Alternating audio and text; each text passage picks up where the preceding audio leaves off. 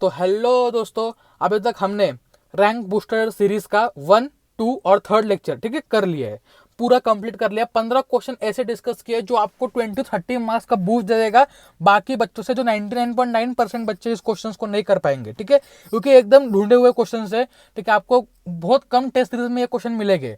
ठीक है, क्योंकि ये एनसीईआरटी में बहुत जगह छुपे हुए रहते हैं और बहुत लोगों की नज़र में आते ही नहीं है। ठीक है, समरी में रहते हैं ऐसे क्वेश्चन साइंटिस्ट के बेस पे रहते हैं। ठीक है, तो ये बहुत ज़्यादा यूनिक क्वेश्चंस होते हैं। तो ये हम लोग 5-5 क्वेश्चन देखेंगे, लेकिन इंपॉर्टेंट क्वेश्चंस।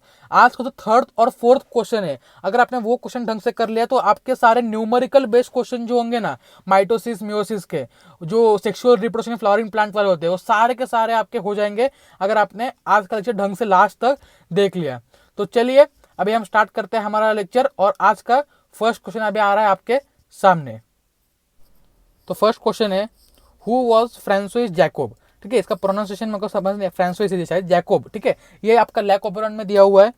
तो इसका ऑप्शन है आपके बायोकेमिस्ट, जेनेटिस्ट, फिजिसिस्ट और नेचुरलिस्ट। ठीक है, तो आंसर होगा इसका जेनेटिस्ट।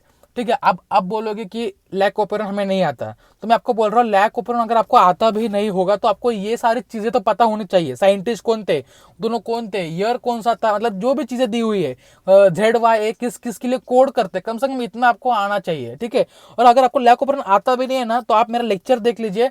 मैंने ऑलमोस्ट 20 मिनट्स के अंदर ऐसा लैक ऑपरेंट सिखाया कि आप कभी भूलोगे नहीं। ठीक है, और आप एकदम सारे क्वेश्चन इजिली कर पाओगे। तो अब हम बढ़ते हैं हमारे सेकेंड क्वेश्चन की तरफ। तो सेकंड क्वेश्चन है, which sternum of female cockroach is boat shaped. Female cockroach का कौन सा स्टर्नम बोट शेप्ड है। Option A 6th, option B 8th, option C 7th, option D 9th। तो आपका आंसर होगा 7th, सी। ठीक है, तो आप ये एनसीईआरटी में दिया हुआ है, फैक्चुअल क्वेश्चन है, इसको आपको याद करना ही पड़ेगा और ये एज इट इज उठ के एग्जाम में आएगा। बहुत बच्चे बोलेंगे आउट ऑफ एनसीईआरटी आ गया। ठीक है, मैंने कॉकरोच पे एक शॉर्ट लेक्चर 59 मिनट्स का लेक्चर बनाया है। ठीक है, बहुत ज्यादा इफेक्टिव है, डायग्राम्स के साथ मैंने बनाया हुआ लेक्चर है कॉकरोच का। अगर आपने मन लगा के वो पढ़ लिया ना, तो मैं आपको गारंटी देता हूँ आपका कॉकरोच में क्वेश्चन रॉन्ग नहीं होगा। कॉकरोच से एक क्वेश्चन पक्का आएगा, पक्का फिक्स। तो अब आते हैं हम 3rd क्वेश्चन पे, जो सबसे ज्यादा इंपॉर्टेंट क्वेश्चन है आज के लेक्चर का, 3rd और 4th। Number of meiotic division required to produce 200 seeds. 200 seed बनाने के लिए कितने मियोटिक डिविजन्स की जरूरत पड़ेगी। आपका ऑप्शन ए है 250, option B 200, option C 400, option D 50। तो दोस्तों इसका आंसर होगा ए 250।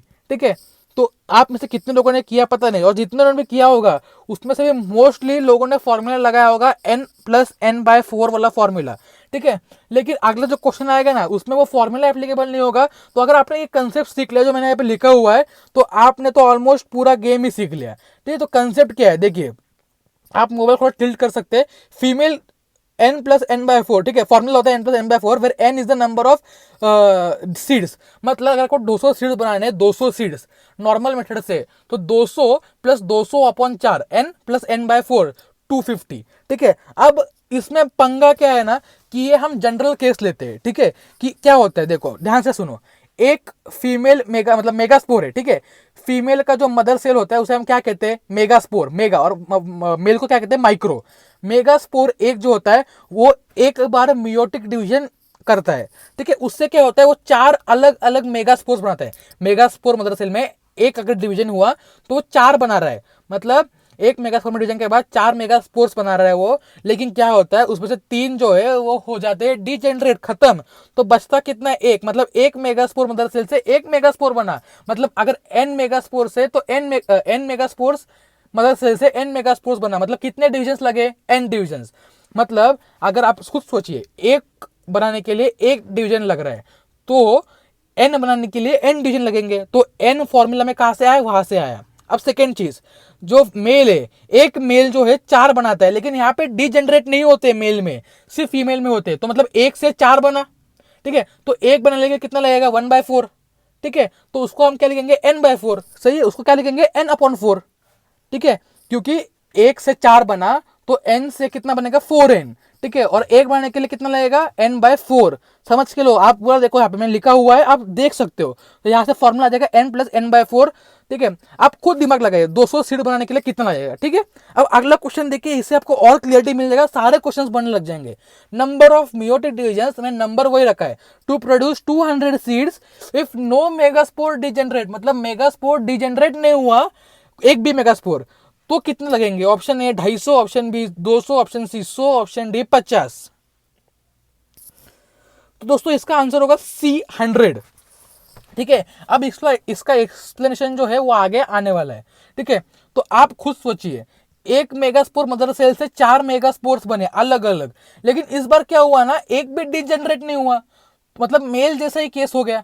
ठीक है, अगर एक भी डिजेनरेट नहीं हुआ, मतलब n डिविजन अगर हो रहे तो 4n बन रहा है मेगास्पोर्स। ठीक है, तो आप देख सकते हैं n से अगर 4n बन रहा है तो एक बनाने के लिए n/4 लगेगा, n/4 डिविजन लगेंगे। ठीक है, मेल के लिए भी n/4 था, मतलब ये क्या हो गया, मेल और फीमेल का केस सेम ही हो गया। ये ऐसा क्वेश्चन भी आ सकता है कि अगर कोई भी डिजेनरेट ना हो तो n/4 + n/4, तो ये आ जाएगा n/2, दैट इज 200/2। आप खुद सोचिए। ठीक है, आपको मैं इमेजिन करवा दूंगा। अब सीड क्या है, सीड है फर्टिलाइजेशन का प्रोडक्ट, मतलब एक मेल गैमेट एक फीमेल गैमेट। अभी आप खुद सोचिए कि अगर एक मेल गैमेट लाना है, ठीक है, तो एक कहाँ से आएगा, n/4 डिवीजन से आएगा, मतलब एक मेल गैमेट के लिए 1/4 डिवीजन लगेगा, क्योंकि एक डिवीजन के बाद 4 गैमेट बन रहे हैं। ठीक है, तो एक गैमेट के लिए 1/4 डिवीजन लगेगा। ठीक है, सिमिलरली फीमेल के लिए भी इस केस में 1/4 लगेगा, तो टोटल हाफ आ जाएगा, तो हाफ इंटू जितने लगेंगे उतने, समझा, n। तो वैसे आपको इमेजिन करना है। इस केस में आ सकता है कि वो बोल सकते हैं आपको कि 2 डिजेनरेट हो गए, एक डिजेनरेट हो गया, तो आप उस हिसाब से अपना दिमाग काम कराइए कि एक डिवीजन के बाद अगर 3 बने तो 300 बनाने के लिए हमें लगेंगे 100 डिविजन्स।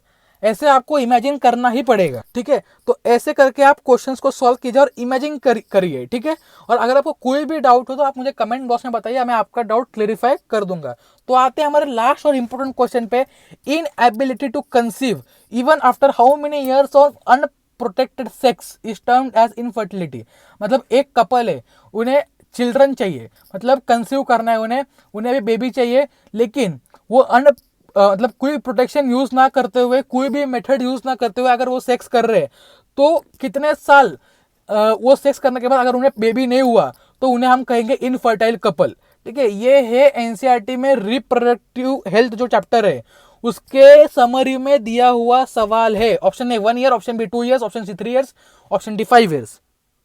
तो इसका आंसर होगा 2 साल। अगर 2 साल कपल ने अनप्रोटेक्टेड सेक्स किया है तो, और फिर भी उन्हें अगर बेबी नहीं हो रहा है, तो हम उन्हें कहेंगे इनफर्टाइल।